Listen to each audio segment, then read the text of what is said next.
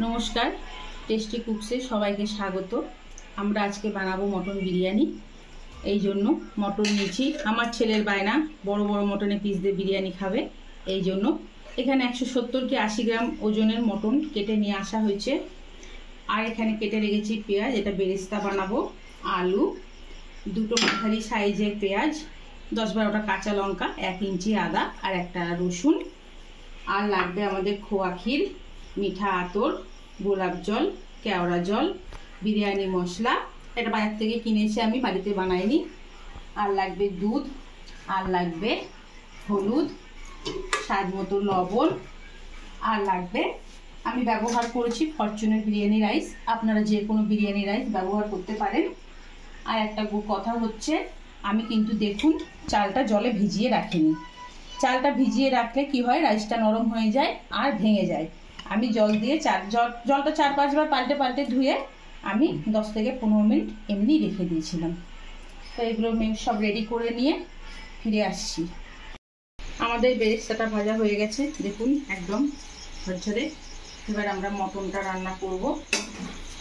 আমরা এখন আলুটা ভাজতে দিয়ে দেবো।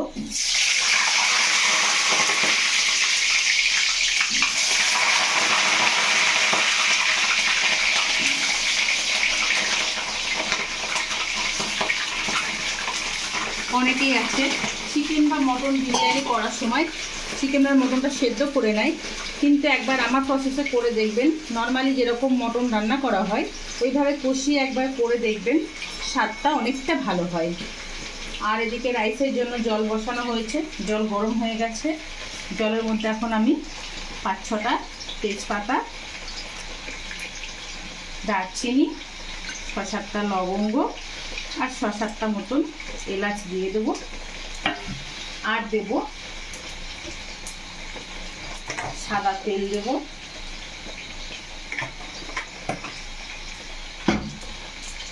আর দেব লবণ। এটা লবণ দিলে ভাতে লবণ হবে না, কিন্তু ভাতটা শক্ত থাকবে, যাতে ভেঙে না যায় সেই জন্য এটা দেব। আর দেব একটু ভিনিগার, এটার কারণেও ভাতটা ভালো হবে। আপনারা চাইলে লেবুর রসও দিতে পারেন। আলুটাতে আমরা হলুদ দিয়েছি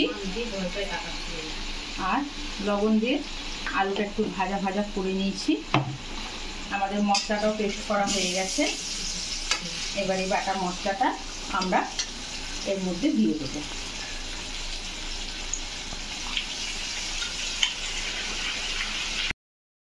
আলু দিয়ে মশলা দিয়ে কিছুটা কষিয়ে নেওয়া হয়ে গেছে। এবার আমরা মটনগুলো দিয়ে দেবো, দিয়ে কষিয়ে নেব।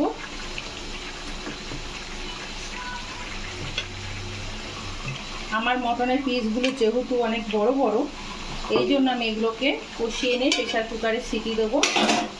নিচে 12টা সিটি দিতেই হবে। আর দেবো একটু লঙ্কার গুঁড়ো দিয়ে দেবো।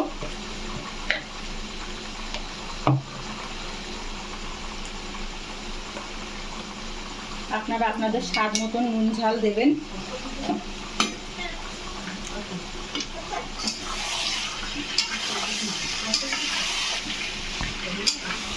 আমি এইভাবে মাংসটাকে পুরো রান্না করে নিয়ে প্রেসার কুকারে 10 থেকে 12টা সিটি দিয়ে নিয়ে তারপরে মটনটা আমার কষানো হয়ে গেছে। এবার এটা আমি প্রেসার কুকারে দিয়ে দেবো। যেহেতু মটনের পিসগুলো বড়, আমি আগেও বলেছি 12টা সিটি মিনিমাম লাগবেই, না হলে কিন্তু মটন সেদ্ধ হবে না। আমাদের মটনটা সিটি দেওয়ার জন্য প্রেসার কুকারে দিয়ে প্রেসার কুকার আটকে দিলাম। এদিকে আমার বিরিয়ানি রাইসটাও হয়ে গেছে। দেখুন বিরিয়ানি রাইসটা কিন্তু এরকম থাকবে, 80% সেদ্ধ করব, পুরোটা করব না। আমাদের মটনটা হয়ে গেছে রান্না। এই দেখুন আমি পিস মটন তুলে দেখাচ্ছি। এই দেখুন কত সুন্দর সেদ্ধ হয়ে গেছে। এবার আমরা বিরিয়ানিটাকে দমে বসাবো। তার জন্য আমরা আগে মটনটা বিরিয়ানির হাঁড়ির মধ্যে ট্রান্সফার করে দেবো।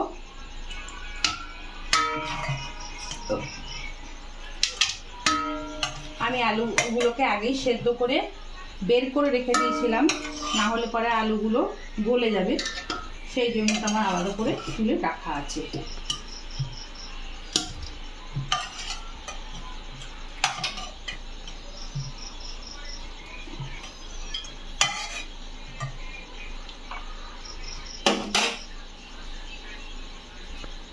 এবারে ঝোলটা আমরা ছেঁকে দেবো, কারণ অনেক সময় হাড়ের টুকরো থাকে, সেটা ঝোলের মধ্যে থেকে যায়।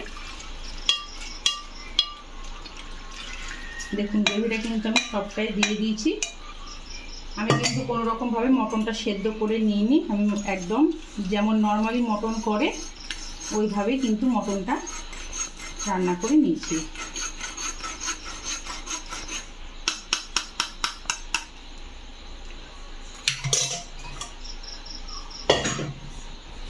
এবার আমি আলুগুলো দিয়ে দেবো।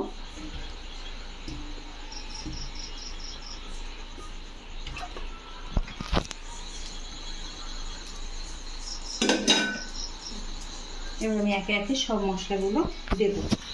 সবার প্রথমে দেব পরিমাণ মতন বিরিয়ানি মশলা, 1 টিস্পুন হবে। তারপরে দেব কিছুটা বেরেস্তা দেব মটনটার মধ্যে। তখন আমি ঘিটার কথা বলতে ভুলে গেছিলাম, ঘি অবশ্যই লাগবে, বিরিয়ানিতে ঘি মাস্ট। 1 চামচ গোলাপ জল,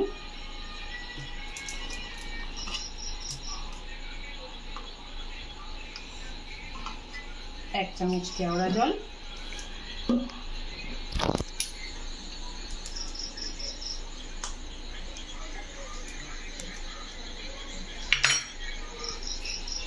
2 থেকে 3 ড্রপ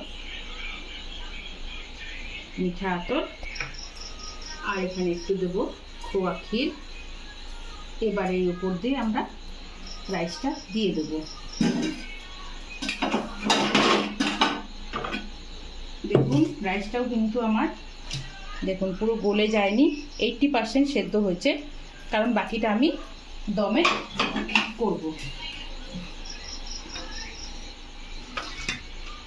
আমাদের অল্প রাইস, এই জন্য আমি লেয়ার করলাম না, সিঙ্গেল লেয়ারে দিয়ে দিলাম। ভালো করে ভাতটা ছড়িয়ে দেবো।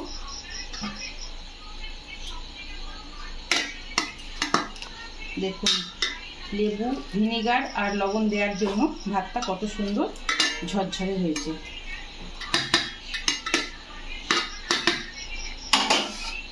এবার এর মধ্যে দিতে হবে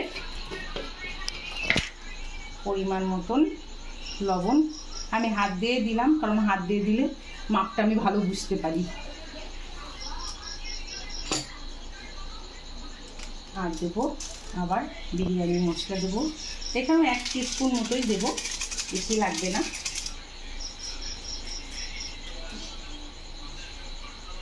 আর দেবো খোয়া ক্ষীর দিয়ে দেবো।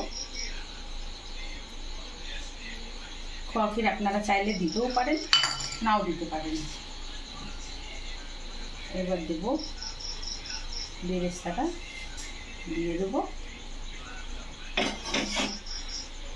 তারপরে আমি আবার একইভাবে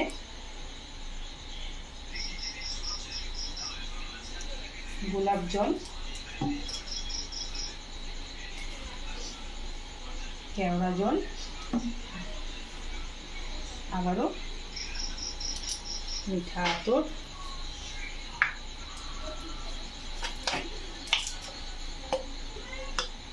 আর দেবো ঘি।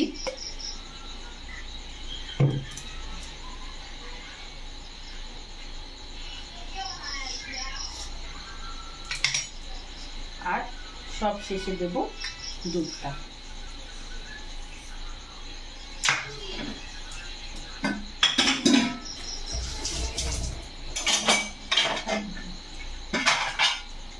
এইবার আমরা বিরিয়ানিটা দমে বসাবো, কিন্তু ডাইরেক্ট হাঁড়ি আমরা কখনোই গ্যাসে দমে বসাবো না, তাহলে পরে বিরিয়ানিটা তলায় লেগে যেতে পারে।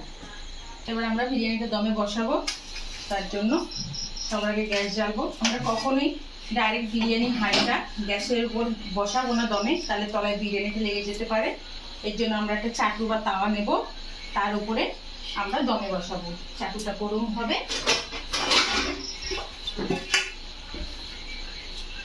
অনেকে আটা দিয়ে সিল করে, আমার বাড়ির সেহেতু আটা টাটার দরকার নেই, আমি এমনিই করছি।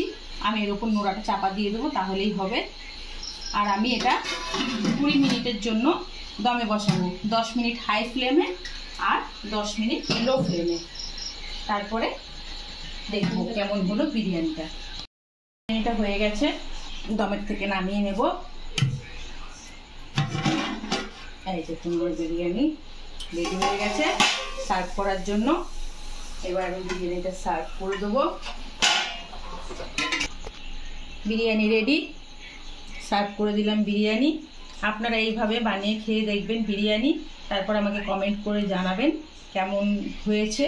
আর যদি আমার এই রান্নাটা ভালো লেগে থাকে আপনাদের, তাহলে অবশ্যই লাইক, শেয়ার, কমেন্ট করবেন এবং সাবস্ক্রাইব করে দেবেন।